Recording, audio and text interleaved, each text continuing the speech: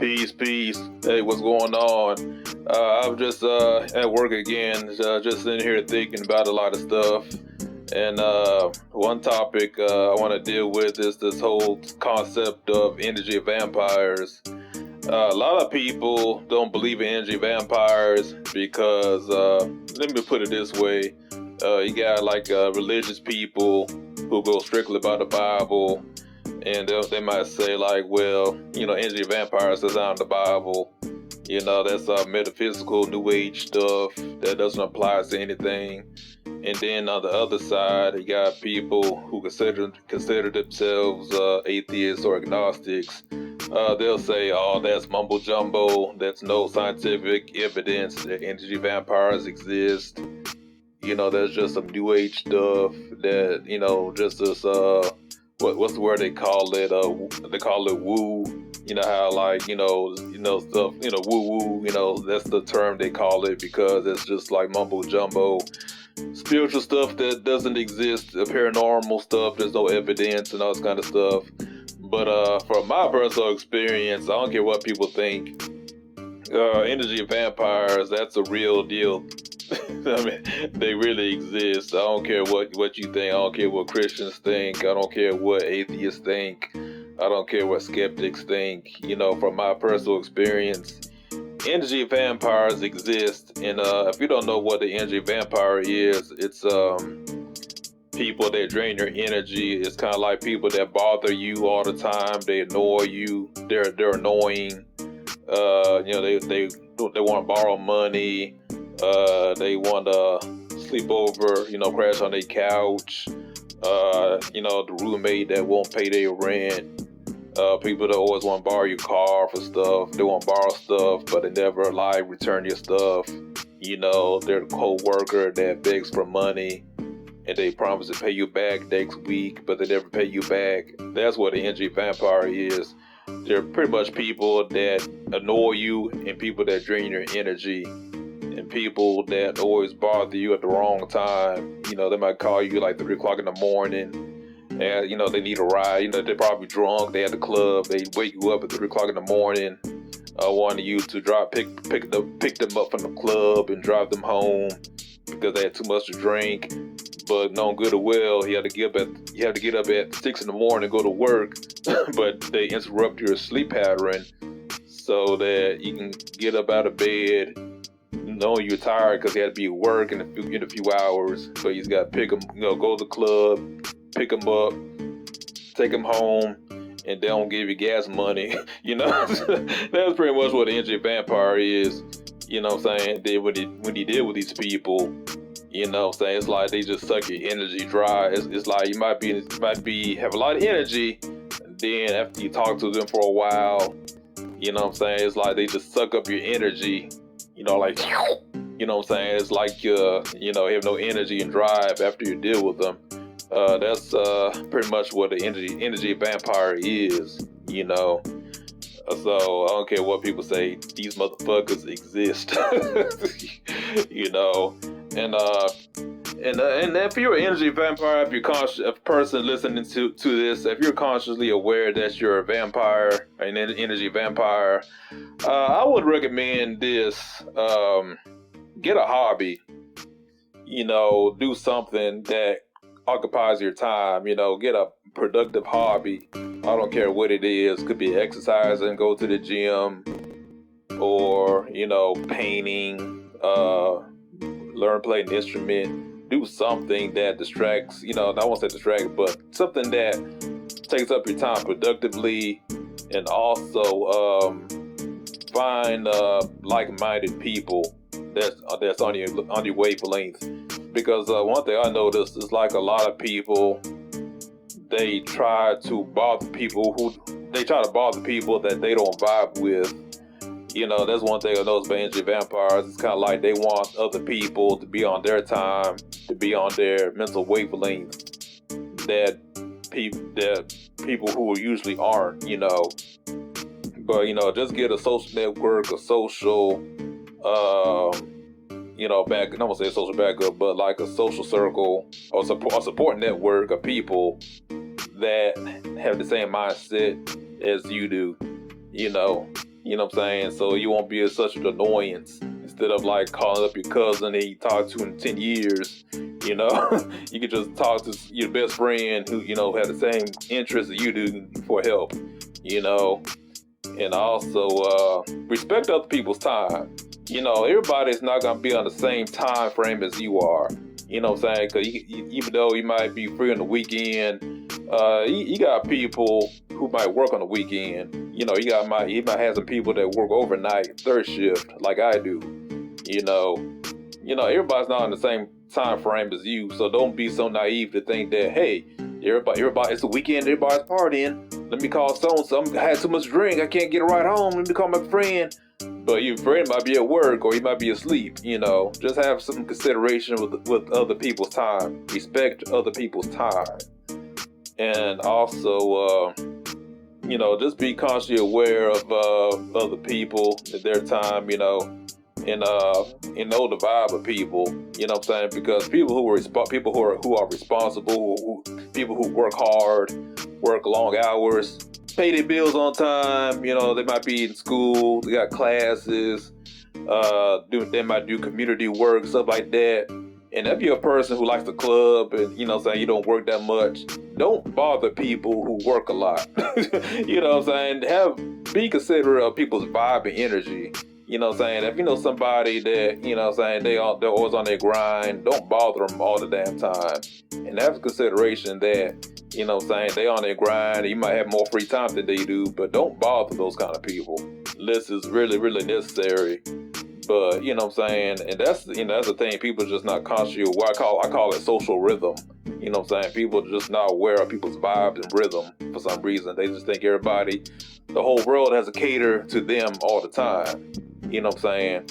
But you know what I'm saying, that's pretty much my experience with energy vampires. What I've seen, what I've experienced. You know what I'm saying? And and one thing about energy vampires, people, if you are one, just work on yourself. Be more responsible, be more punctual, have your shit together, and don't beg for money, work harder so you don't have to be begging people all the time. And don't overstay your welcome. If you're at somebody's house, that person got to be working in the morning. Don't stay until 11 o'clock at night. Talking. Just have consideration with people. That's all I'm saying. But anyway, though, I just want to get that rant out of the way and talk to you guys in a bit. All right, peace.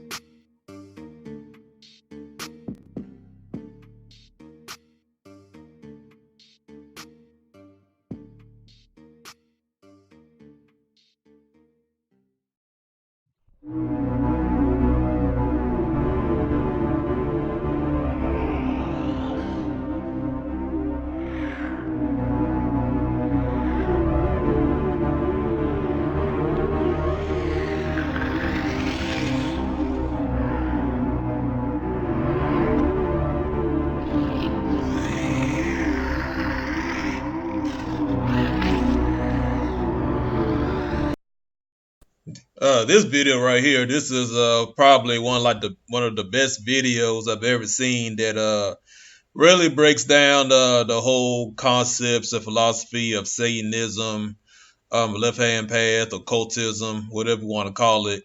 It's a simple video and it goes straight to the point. This video is by this guy named Timothy Donahue. He's one of the co-founders with EA Quitting, one of the co-founders of BecomingLivingGod.com. He does make a lot of videos because, EA Quitting, he makes most of the videos, on YouTube. But every now and then, Timothy Donahue, he put out a video every now and then. And he also wrote some books through Becoming Living God, like the Black Magic Workbook and the Manifesto for Black Magic, stuff like that. They were pretty good. But I really like this video. It's a lot of people don't like it because they don't like his voice. I mean, I can tolerate it, but it's the reason why I like it. It just goes straight to the point. And the name of the video is Black Magic Explained in 9 minutes or less. And the reason why I like it because it just straight up bullet point, step by step, what Satanism is, the breakdown, And it nails, even though a lot of people don't like the video, I love the video because it just nails it down to the T, to the least common denominator about what exactly Satanism is, what it means, and stuff like that. And just play the video. What is the left-hand path? Is it evil? Is it chaos? Is it hedonism? No, actually, it is none of those inherently, although our critics mistakenly accuse us of such. Black magic is the philosophy of rational self-interest, also known as the pursuit of happiness. In this sense, the left-hand path is a way of life. Now, the innate simplicity of this may surprise you because many people tend to misunderstand what black magic is. As an ideology, black magic comprises a set of what are called first principles, which derive from the prerequisites of magic itself, namely individuality, meaning the sorcerer needs to exist to perform magic; freedom, the sorcerer needs to be unrestricted to perform magic; and power, the sorcerer needs actual strength to perform magic. Now, the ambition to maximize these three essential principles constitutes the central and first ethic of black magic, what we call ascent. Now, what is ascent? Ascent is the journey to godhood. What is godhood? Godhood is a grandiose term for the condition of maximum individuality, freedom, and power. So let's refer to religious mythology for a theoretical example. A god exists as an individual who possesses the freedom and power to know everything, to do anything, to be anywhere. A god basically possesses omniscience, omnipotence, and omnipresence, what we call the three godlike powers. In the context of black magic, we attain these three godlike powers through the praxeology of divination, which leads to omniscience, evocation, which leads to omnipotence, and soul travel, which leads to omnipresence. It is for this specific reason that we titled our project Become a Living God. Because from inception, both EA and myself, we dedicated ourselves to the supreme aspiration of the left-hand path. You see, that title, Become a Living God, which has confused and perplexed so many people for the last several years that we've existed, it reflects the ethic of ascent. So far, we have clarified that the first ethic of black magic is, as I've said several times now, ascent. Now let's introduce you to the second ethic, which is called adversarialism, or what's known in the mainstream as Satanism. What is Satanism? In Hebrew, the word Satan means adversary. In the context of religion, the word adversary signifies the antagonist figure. Any character of mythology who defies and rebels against the protagonist figure, the tyrannical creator deity. So to answer succinctly, Satanism is adversarialism, and adversarialism is rebellion against tyranny. So to give the most concise definition that I possibly can, Satanism is self-defense. A Satanist says and affirms and vows, I am the authority of myself, and I revolt against any entity that claims authority over me, especially if they try to do so without my permission.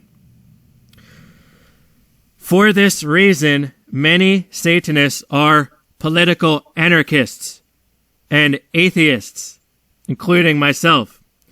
We denounce any claim that a state or religion or deity can control us.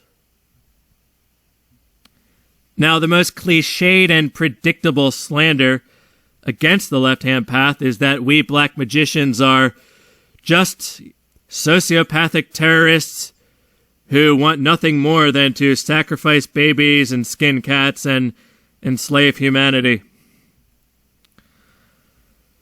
Psychopathy, the ruthless aggression and violence against innocent people, explicitly violates the first principles of individuality, freedom, and power.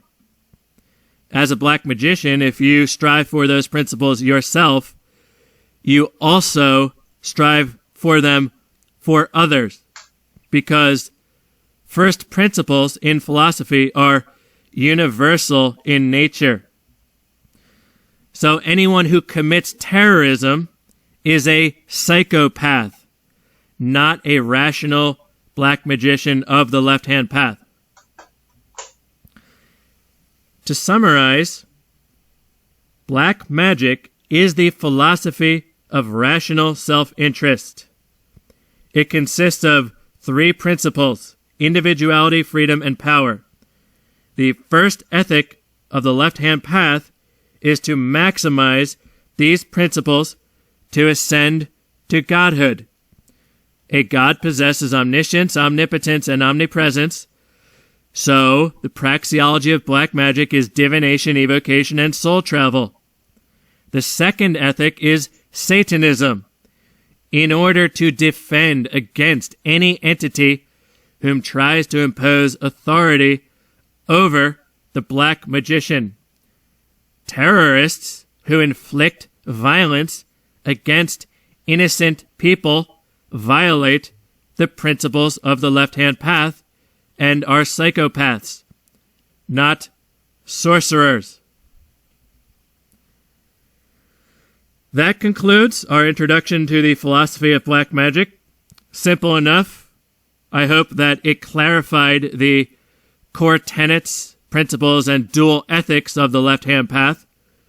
If you enjoyed my introduction to black magic, please share this video with your friends, like it, and comment below. And to learn more about my forthcoming textbook, Black Magic, The Left-Hand Path, go to becomealivingGod.com/blackmagic. No, I really liked that video, and the best part about the video that really stood out was when he said that Satanism means self-defense. Let me repeat that. Satanism is self-defense, and that's probably one of the best definitions of Satanism I've ever heard anybody say. And he also explains how people that commit like crazy crimes, like sacrifice cats and serial killers and terrorists. They don't represent Satanism. They don't represent the occult. They don't represent black magicians. They don't represent the left-hand path.